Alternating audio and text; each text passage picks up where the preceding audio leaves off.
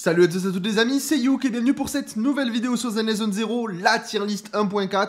Je vous la fais déjà parce que on a tous les personnages déjà de la 1.4 qui sont actifs sur le jeu. Je rappelle que déjà actuellement la 1.4 est sortie avec tous les persos, donc comparé à la 1.3 où j'attendais tout le temps la P2 pour vous faire la tier list, pareil avec la 1.2, la 1.1, etc. Là, on a tout, donc je peux déjà vous en parler, étant donné qu'on a déjà les persos, et que la méta, là, pour la 1.4, en tout cas, elle va pas bouger. Donc, je vous explique un petit peu comment ça se passe, par rapport aux récentes personnes qui sont arrivées, parce qu'il y a beaucoup de personnes qui ont rejoint la chaîne. Comment se passe ma tier list? Déjà, c'est un avis qui est subjectif, même si j'essaye d'être le plus objectif et le plus ouvert d'esprit possible, ça reste ma vision du jeu, donc évidemment, elle sera probablement différente de la vôtre. Donc, je vous demande juste d'être respectueux dans les commentaires, vous pouvez en débattre et c'est avec grand plaisir, mais soyez juste respectueux. Voilà. Comment ça se passe du coup ma tier list? Vous avez les personnages attaquants, confusion, défense, anomalie qui sont splittés. C'est-à-dire que je ne classe pas une Hélène au même titre qu'une Yanagi. C'est deux personnages qui pour moi ont des caractéristiques différentes. C'est-à-dire que je note les attaquants entre eux, les confusions entre eux, les personnages défense entre eux, anomalies entre eux et les personnages support entre eux. Voilà. Maintenant que ça c'est dit, on va démarrer directement. J'en profite juste pour vous dire de vous abonner. L'objectif de cette fin d'année, c'est les 1500 abonnés. Et honnêtement, on est aux portes des 1500 abonnés. Donc si chaque personne qui ne sont pas abonnés, vous vous abonnez là sur cette chaîne, même sur cette vidéo là maintenant, prenez 30 secondes les amis, ça régale. Et on aura atteint l'objectif de cette fin d'année. Franchement, si on y arrive, ce serait complètement dingue. Donc merci à tous ceux qui prennent le temps de le faire. Et on démarre directement avec du coup la tier list 1.3. Donc déjà, je vous ai mis Astrayao et Evelyn dans autre, étant donné qu'on n'a pas d'informations officielles. Je rappelle juste que je ne parle pas de leak sur cette chaîne. Donc tout ce qui est officiel pour l'instant, on n'a rien. Donc j'en parlerai du coup en 1.5. Les attaquants, on va démarrer directement par ça. Qu'est-ce qu'on avait? En 1.3, on avait mis Zuyan, Hélène en S. En A, on avait mis Soldat 11. En B, Nekomata. En C, Anton, Billy, Corinne. Et honnêtement, en C, ça va clairement pas bouger. Anton, Billy, Corinne, et je pense même que ça risque de pas bouger pendant très très longtemps, voire même indéfiniment, sauf s'il se passe quelque chose dans le jeu qui fait qu'un des personnages ressort vraiment de fou, parce qu'il se passe une dinguerie, mais là, honnêtement, ça risque de pas bouger. Pareil pour Nekomata, je trouve que Nekomata, elle est au-dessus d'eux, pour le coup, même si Nekomata a une limite, elle a, comme on appelle ça, un plafond de verre, on le voit complètement qu'au bout d'un moment, elle a du mal à aller chercher du DPS, contrairement, par exemple, à une soldat qui vient d'être up grâce à Lighter. Donc forcément, étant donné qu'elle vient d'être up et qu'elle est très très forte, hein, vraiment soldat extrêmement forte, je ne toucherai pas non plus à soldat. Pour moi, elle va rester en A tier. Le personnage est super fort. J'ai clear la défense de Shiryu avec elle. La dernière défense de Shiryu qui est arrivée, je l'ai clear avec elle. Donc vraiment extrêmement puissante. Je recommande soldat, un très très bon personnage permanent. Surtout avec Lighter, évidemment, il vous faut Lighter pour vraiment la faire briller. Mais en tout cas, si vous avez Lighter, c'est incroyable. Le personnage est complètement fou pour un personnage perma. Par contre, au niveau des DPS, alors, qu'est-ce qu'on a? Enfin, au niveau des attaquants, on a donc du coup Zuyan que j'avais mis en S, Hélène que j'avais mis en S, et on a l'arrivée d'Arumasa, le personnage qui est arrivé gratuitement, qu'on nous a donné, et qui est attaquant électrique. Honnêtement, je vais pas toucher à... En fait, ce que je vais faire, ça va être simple. C'est que je vais baisser Hélène. Je vais la baisser en A tier. Pour moi, Hélène, contrairement à ce qui est arrivé sur le jeu, que ce soit avec Zuyan et Arumasa, on remarque quand même que là, Hélène, même s'il y a le buff de Lighter, Hélène, elle a du mal. Elle rebrille quand même à nouveau, ça fait plaisir. Mais voilà, c'est la fin. Franchement, par rapport à ce qui est arrivé, hein, on va parler de ça aussi. Forcément, Hélène, elle perd en efficacité, elle perd en intérêt. Et donc pour moi, Hélène, je la mettrai en A tier, mais je la mettrai par contre, évidemment, au-dessus d'une soldat. Par contre, Arumasa, je vais le mettre en S tier avec Zuyan. Mais je le mettrai en dessous. C'est-à-dire que vraiment, pour moi, Zuyan, c'est la plus forte attaquante du jeu, suivie en second de Arumasa, qui est en troisième, enfin du coup qui est plus fort que Hélène. Vraiment, dans cet ordre-là. Parce que Arumasa, même si c'est un personnage gratuit, le personnage, il n'a pas la puissance d'un perma. Vraiment pas. Il a vraiment la puissance d'un personnage limité. J'ai pu faire pas mal de tests. Il y a un showcase de Arumasa qui va arriver. Alors, peut-être pas de suite, mais qui va arriver, vous inquiétez pas. Le personnage frappe très fort. En plus, il y a l'arme free-to-play qui va arriver pour le personnage pour lui donner directement. Hein. L'arme, elle est faite pour lui. Donc, En plus de ça, c'est parfait. L'arme, contrairement à l'arme en plus qui est payante, il n'y a pas grande diff, donc ça régale de fou. Franchement, il est super efficace, il est super complet dans plein team, vous pouvez le jouer partout, vous pouvez le jouer en team free-to-play comme en team endgame sans aucun problème. Après, est-ce que on va dire qu'il est plus fort qu'une Zuyan? Non, là par contre, il ne faut pas abuser. Zuyan, je trouve qu'elle est quand même vraiment au-dessus. Zuyan, elle est menaçante. Vraiment, elle est menaçante. Et surtout qu'en plus, en 1.5, alors là, on ne parle pas de 1.5, c'est bien la tier list 1.4, mais quand même, à noter qu'en 1.5, on a en plus un support Ether qui arrive. Donc potentiellement un up pour Zuyan encore. Faudra voir. Mais en tout cas, ça sent très très bon pour Zuyan. Mais dans tous les cas, en 1.4, Zuyan, je la mettrai évidemment première attaquante du jeu. Avec Arumasa en deuxième. Et Hélène en troisième. Donc qui perd un petit peu. Mais attention quand même, une des meilleures attaquantes du jeu quand même. C'est normal, hein, quand même, ça reste un personnage limité. Et pour moi, elle restera au-dessus d'une soldat, faut pas abuser quand même. Mais toujours pareil, grâce à Lighter, elle a pu se remettre un petit peu au devant de la scène. Donc jusque-là, je trouve ça plutôt cool. Au niveau des personnages confusion, on a toujours donc du coup Chini et Lighter que j'avais laissé en S. En A, j'avais mis Licon, Koleda et MB. Honnêtement, MB, avec du recul, je vais peut-être la baisser et la mettre en B. Je vais peut-être la mettre en B parce que maintenant, MB, on a vraiment de plus en plus de mal à vraiment la jouer vraiment bien dans le endgame, dans le sens où la confusion, franchement, le personnage est trop bien, j'adore le perso, mais la confusion qu'elle va appliquer est compliquée parce qu'il faut mettre un full combo et les mobs tapent de plus en plus vite. Et donc du coup le combo entier avec MB met vraiment du temps à proc. C'est faisable encore, attention, mais ça devient de plus en plus compliqué. Donc pour moi, MB perd en efficacité au fur et à mesure des patchs. Et ça reste un personnage free-to-play, donc je pense que c'est assez normal. Koleda reste toujours très forte, étant donné qu'elle met toujours de la confusion extrêmement rapidement. L'icône c'est pareil, toujours pareil, il peut gratter de l'invulnérabilité de partout, de la confusion qui proc très vite. Très bon combo avec Hélène. Aussi très bon combo avec Miyabi qui est arrivé. Mais ça on en reparlera un petit peu. Donc vraiment l'icône, très bon personnage qui reste en A. Hein. Vraiment, je vais pas le descendre. J'aurais pu le descendre, mais étant donné que Miyabi est arrivé, vraiment l'icône, il va rester en A tous les jours. Le personnage, il est à sa place. Ça, il n'y a pas de souci. Un des meilleurs permanents confusion du jeu. Et Chini et Lighter, pour le coup, je vais laisser les deux personnages en S. Ils sont tous les deux très forts. Très fort. Je vais peut-être juste mettre Lighter au-dessus de Chini, si je devais faire un ordre. Chini reste très bonne, mais le burst confusion que met Lighter à sa cible est vraiment insane quand on arrive à faire les rotas parfaites et tout ça. Quand on arrive à gérer Lighter, c'est vraiment quelque chose de super appréciable. Et surtout que maintenant, Lighter, en plus de ça, eh ben, il va pouvoir buff d'un côté vos personnages comme Soldat, comme Hélène, comme Miyabi, et surtout, par la suite, il pourra même booster Evelyn. Donc le personnage est vraiment intéressant. Donc pour moi, Lighter, je le mets premier confusion du jeu, suivi de Chini. Parce que là, je pense que il n'y a pas trop de débat à ce niveau-là. Le personnage est vraiment très fort. Chini également. C'est vraiment... Pour le coup, ça se voit que ces deux personnages-là sont clairement au-dessus des autres personnages-là. Ce qui est normal, étant donné que ce sont des personnages limités. Ensuite, on a les personnages défense. Alors les personnages défense, on a César, on a Seth et on a Ben. Ben, franchement, je le laisse en C. C'est un des personnages, c'est le personnage le moins joué du jeu.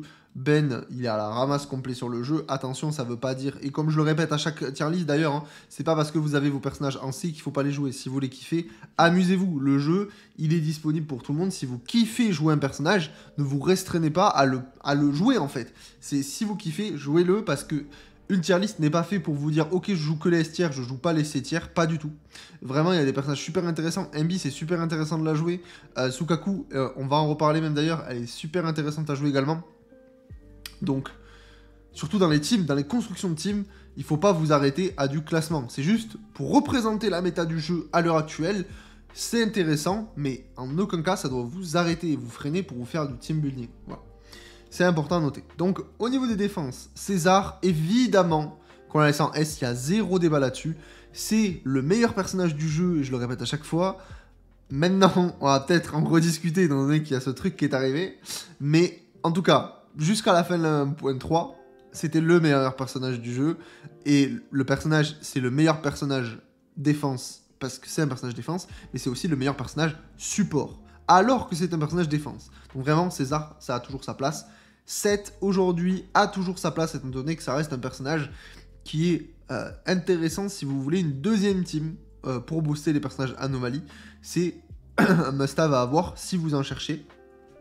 On a eu César pour, on va dire, la première team. En deuxième team, si vous faites de l'anomalie, bah souvent, vous allez prendre un Seth. Ou même souvent, vous allez jouer Seth et César. Donc vraiment, Seth est un beau, on va dire, une bonne alternative à César. Donc forcément, je le mets en A, avec le boost d'anomalie qu'il va donner sur son shield. Même s'il a que ça pour lui. Mais ça reste un très bon perso, juste pour ça. Évidemment, donc du coup, Ben, comme je vous l'ai dit, ça va pas bouger. Au niveau des supports, on a Lucie. Ah, attendez, je l'ai décalé. Hop, là. On a Lucie, on a Nicole et on a Sukaku. On a Rina aussi. On a Rina. Alors, comme d'habitude, franchement, honnêtement, je vais continuer à être sur ma lancée. C'est-à-dire que, pour moi, je peux pas classer Lucie, Nicole, Rina ou Sukaku au même palier que César. Oui, je sais, c'est un personnage défense. Mais c'est le meilleur personnage support. Qu'on le veuille ou pas, c'est le meilleur personnage support. Même s'il fait pas partie de la catégorie support, c'est le meilleur personnage pour faire du support à votre team. Et c'est ça le plus fou. Donc aujourd'hui, je laisse César, encore une fois, toujours en S en tant que défense et en tant que support. Je me vois mal mettre une Lucie. Parce que pour moi, si on doit vraiment catégoriser le meilleur support du jeu, vraiment support pur, ce serait Lucie aujourd'hui. Mais Lucie, aujourd'hui, si je dois la classer, je vais pas la mettre en S tier au même point, au même palier que César. Parce que tout simplement, le support que va donner César sera mieux que celui de Lucie. Donc vraiment, ça n'a pas de sens. Donc pour moi, je la mets quand même en A, même si... Attention, c'est la meilleure support du jeu. Hein. Clairement, Lucie, à l'heure actuelle, attention, parce qu'on a ce truc qui arrive, ce mastodonte, je pense que ça, quand ça va arriver, ça va faire beaucoup de dégâts au jeu. Préparez-vous à Strayao, vraiment. Mais actuellement, Lucie, meilleur support du jeu, ça ne bougera pas, je la mets en A tier. En deuxième, je vais mettre... Alors, du coup, après, en deuxième, on a donc, du coup, Nicole, Rina et Sukaku. Est-ce que ça va bouger? Honnêtement, avec l'arrivée de Miyabi, j'aurais tendance à quand même... avoir remonté une Sukaku en A tier, parce que vraiment, le personnage est très efficace. Irina, j'aurais peut-être tendance à la mettre en B tier. Le personnage est toujours très fort, attention, mais le personnage a quand même des limites, et dans la méta actuelle, avec l'arrivée de Miyabi, bah, le personnage il perd un petit peu en intérêt. Alors, elle est toujours jouable avec un Rumasa, mais c'est pas vraiment d'actualité, il n'y en a pas beaucoup qui la jouent, donc vraiment... Rina, en vrai je me tâte, franchement je me tâte, là c'est un peu délicat pour Rina, je sais pas trop. C'est vrai que quand même si, en vrai de vrai je fais l'acteur, mais c'est vrai que Rina, on pourrait, il y en a quand même qui la jouent avec un Rumasa. Est-ce que je la mets pas en A tier? Le problème c'est que ça fait 4 supports en A tier. Le problème c'est que même Nicole, je peux pas la mettre en B tier étant donné que c'est le support parfait pour Zuyan, qui fait partie d'une des meilleures teams du jeu. Donc vraiment, ça me semble bizarre de la mettre en B tier. En vrai, tous les supports du jeu, ils sont forts, c'est ça le problème. C'est qu'aujourd'hui, tous les supports du jeu sont efficaces. Même si... Ah, franchement, je me tâte. Franchement, je me tâte. Je me tâte. Pour moi, Sukaku, elle remonte clairement en A grâce à Miyabi. Mais Rina... Bon, vous savez quoi? Je vais la laisser en A tier, mais je la mets en dernière. Pour moi, on va laisser les supports en A, parce que de toute façon, dans tous les cas, tous les supports sont très bien sur le jeu. On a vraiment Lucie qui va donner un gros boost d'attaque, Nicole qui va donner de l'accumulation, du taux de critique, paquer les ennemis. On a Sukaku qui maintenant buff énormément, du coup, grâce à Miyabi, va pouvoir donner de l'anomalie glace, qui va pouvoir booster également Rina la pénétration. Donc vraiment, ils ont tous leurs petits trucs. Ils ont vraiment leurs petits trucs, et ça, c'est vraiment intéressant. Donc je pense que je vais les laisser en A, les 4. Parce que vraiment elles ont toutes leur rôle, même si je pense que dans l'ordre Lucie est la meilleure. Après en deuxième, je pense que... Est-ce que Nicole est au-dessus d'une Sukaku aujourd'hui dans la méta 1.4? Ouais... Ouais, peut-être. Peut-être. En tout cas, ça se tape. Je vais mettre Sukaku en deuxième, Nicole en troisième et Rina en quatrième. Mais je sais pas si vraiment je suis... on va dire 100% accurate sur les supports. Mais en tout cas, je pense que les 4 en A, c'est pas non plus déconnant. Derrière, qu'est-ce qu'on a? On a les anomalies. Alors, les anomalies, on a donc du coup Jane, Yanagi, Burnice, Grace, Piper, et c'est déjà pas mal. Et on a donc du coup Miyabi. Alors, ça va être compliqué. Ça va être compliqué à dire. Honnêtement, je pense que ce soit Yanagi ou Jane, les deux personnages, pour moi, ils restent en S. Ça, sans aucun problème. Jane et Yanagi, franchement, c'est équivalent. Les personnages, ils ont tous deux leur avantage, leur point faible. Et vraiment, ils peuvent pas bouger de S tier. Jane met toujours des droites énormes. Yanagi fait toujours très très mal. Et surtout qu'elle est le duo parfait de Miyabi. Donc du coup, c'est compliqué de la sortir de S tier, comme Jane, vraiment. Burnice, c'est pareil, parce que Burnice, c'est vraiment un personnage qui, vraiment, en soutien, on va dire, que soit Yanagi ou Jane, c'est clairement des main DPS anomalies. Là où une Grace, une Burnice va être du sub DPS, on va dire son objectif dans la team, elle le fait parfaitement bien. Elle le fait parfaitement bien, donc pour moi, Burnice va pas bouger. Burnice toujours S tier. Par contre, bah, ça va être pour Miyabi. Miyabi, bon, franchement, on va être honnête, il n'y a pas non plus de... On va pas se cacher pendant 1000 ans, le personnage est trop fort. Le personnage est complètement fumé, le personnage est au-dessus de tous les autres DPS du jeu, mais à un tiers d'écart. À un tiers d'écart. Donc, aujourd'hui, je pense qu'aujourd'hui, on peut se permettre d'arriver ici, de mettre un autre classement, et de mettre SS et de mettre Miyabi ici. Vraiment, j'ose le faire. J'ose le faire. Je me tâtais à le faire là vraiment. Et plus j'y réfléchis, plus je me dis en vrai ça a complètement sa place. Miyabi, mais un tiers d'écart avec tous les autres anomalies du jeu en termes de DPS. Je sais pas quelle couleur on va mettre, bleu. Voilà, ça va mettre bleu. Vraiment, Miyabi est trop forte. Le personnage, il éclate tout le monde. Les dégâts qu'elle met, c'est complètement absurde. Si en plus vous arrivez à l'avoir avec l'arme, vous avez une machine de guerre dans les doigts. Et franchement, même si Jane et Yanagi sont très fortes, bah, désolé, mais Miyabi, ça n'a aucun sens. Vraiment, Miyabi, ça n'a aucun sens. On a fait des tests, je vous ai fait des showcases. Si en plus vous arrivez à avoir des doublons dessus, vraiment, non, mais le perso, il est terrifiant. Il est terrifiant et franchement, ça pose même des questions pour la suite du jeu, de voir comment ça va se passer pour la difficulté. Parce que vraiment, une Miyabi, aujourd'hui, vous avez Miyabi, vous avez un code de triche sur le jeu. Vraiment, vous avez vraiment un très très gros code de triche. Vous avez le meilleur personnage du jeu, complètement. Et franchement, c'est ultra, ultra fort. Donc vraiment, je vais le mettre ici. Ça va être le premier personnage pour moi à mettre dans la catégorie SS. Je sais pas si c'est très pertinent. En fait, c'est soit ça, soit je descends tout le monde d'un cran. Parce que pour moi, Miyabi, elle met un tiers d'écart, dans tous les cas. Donc soit les anomalies, ils descendent en A tiers et elle, je la mets en S tiers. Soit je crée un autre tiers au-dessus et je les laisse en S tier. Et pour moi, ça me semblerait bizarre de mettre des personnages comme Jane, comme Yanagi ou comme Burnice dans A tier. Vraiment, ils sont tous très forts, mais Miyabi, c'est clairement un cran au-dessus. Et c'est vraiment... En même temps, c'est logique, c'est une Void Hunteuse, elle est dans le RP du jeu, le personnage, il éclate tout. Mais on fera une vidéo pour parler vraiment de Miyabi et de tout ça en détail, voir un petit peu... pourquoi quelle va être la suite du jeu? Bah ça peut être vraiment intéressant.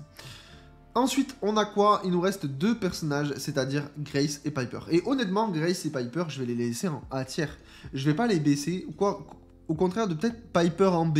Mais franchement, que ce soit Grace ou Piper, Grace fait très très mal. Hein. Aujourd'hui, dans la méta, avec une Rina, c'est très efficace. Grace peut vraiment surprendre. C'est un très très bon personnage permanent sur le jeu à avoir.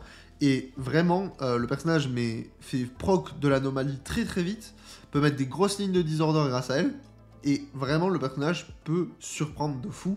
Piper également peut surprendre de fou, alors évidemment c'est pas pour la même utilité, pour le coup, mais une Piper pour son rôle, alors que c'est un rang A, peut vraiment vraiment surprendre. C'est pour ça que je la mets au même titre que Grace en A tiers, mais je la mets derrière Grace, donc là-dessus je vais pas toucher. Pour moi ça me semble assez cohérent de voir Piper ici, même si c'est pas non plus le meilleur personnage tout. Mais attention, parce que vraiment Piper, quand elle veut, quand elle est bien montée et quand vous savez bien la jouer, elle fait vraiment de très très très très gros dégâts. Et pour tout vous dire, on a fait un tournoi récemment où on a eu quelqu'un qui jouait Piper, et Piper la Team Piper a été plus rapide sur certains boss qu'un Harumasa et même qu'une Jane sur certains combats. Alors, il y a le skill, il y a plein de choses qui rentrent en jeu, mais c'est pour ça que je vous dis attention à pas sous-estimer Piper, parce que Piper peut faire vraiment de gros dégâts, et peut vraiment surprendre si vous savez bien la jouer et bien la monter, même si je la mets quand même en dessous d'une Grace, et quand même ces deux personnages je les mets en dessous de Jane, Yanagi et Burnice. Voilà un petit peu les amis pour la tier list 1.4, ça me semble pas trop déconnant. Dites-moi ce que vous en pensez dans les commentaires, est-ce que je tape dans le juste? Est-ce que je suis complètement à l'ouest? Vraiment ça pourrait, je pense pas, honnêtement que là quand même on est au... Voilà, mais je sais pas trop par contre pour Miyabi, surtout dites-moi pour Miyabi, est-ce que c'est déconnant de créer un nouveau tiers au-dessus du S? Ou est-ce que par contre pour la prochaine fois, du coup pour la 1.5, je décalerai Miyabi, je la mettrai en S et du coup bah, tous les autres anomalies je les baisserai en A.